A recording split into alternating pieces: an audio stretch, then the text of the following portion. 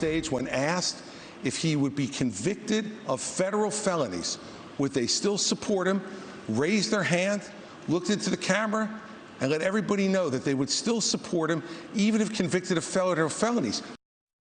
Former President Trump did not take part in the debate here on News Nation. Instead, he attended a private campaign fundraiser in Florida last night.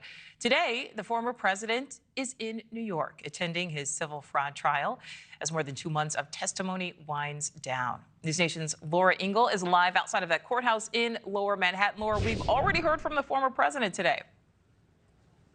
Good afternoon. Yeah, not exactly everything we wanted to hear or expecting to hear today, but in fact, the former president arriving here today to attend this trial, as you mentioned, but with no mention of the debate last night. In fact, our producer, Mavish Khan, asking twice in the courthouse hallway if he had anything to say about what we witnessed last night, and he did not answer. Instead, talking about Letitia James, giving a couple of verbal jabs as he does, and a second time, no answer on that as well. Instead, he seems to be focused on the key witness at hand. This is somebody that he wanted to be here today to see inside of the courthouse and in the courtroom testifying on his behalf, a witness that was called by his defense team.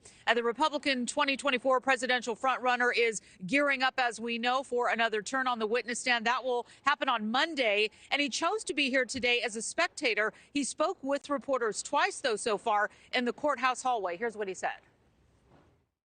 What are we doing here? This is a political witch hunt. This is meant to influence an election. This also comes from the White House. This is not just a state matter, because the White House is controlling district attorneys. Eric Trump was an expected witness this week, we should mention, but he ended up not being called by the defense team. Trump decided they wouldn't need to call Eric Trump back to the stand, saying that the court has already heard sufficient evidence from him previously at this trial. Now, as you mentioned, Nichole, we are nearing at the end of this legal court battle that has lasted more than 2 months already, as Mr. Trump continues to fight against the allegations by the New York State Attorney General, who claims that he inflated his net worth to secure better bank loans. The case brought by Attorney General Letitia James also scrutinizes Trump's entire real estate empire that is also threatening to block him from doing business in this state. Mr. Trump's defense called an accounting professor as a witness this morning to testify about financial topics important to the case. Eli Bartov of the NYU Stern School of Business told the court that in his expert opinion, there was no evidence of accounting fraud, and that when the former president may have overstated the value of a penthouse apartment, for example, it was a mistake, not fraud.